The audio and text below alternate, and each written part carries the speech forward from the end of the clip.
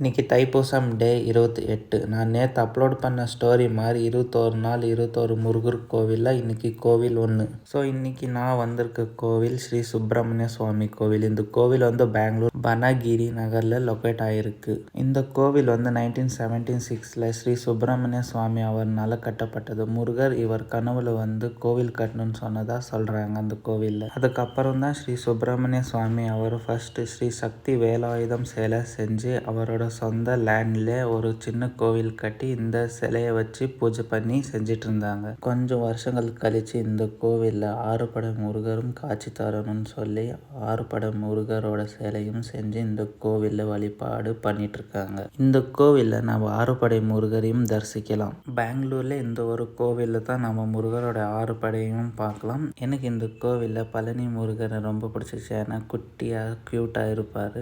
அது மட்டும் இல்லாமல் இந்த கோவிலில் ஒரு மாதிரி சந்தோஷம் ப்ளஸ் அமைதியாக ஃபீல் ஆச்சு. நீங்கள் பெங்களூருக்கு வந்தால் இல்லை பெங்களூரில் இருந்தால் கண்டிப்பாக இந்த கோவிலை ஒரு வாட்டி விசிட் பண்ணி பாருங்கள். முருகரோட ஆறுபடை முருகரோட அருளும் உங்களுக்கு கிடைக்கும். ஓம் முருகா.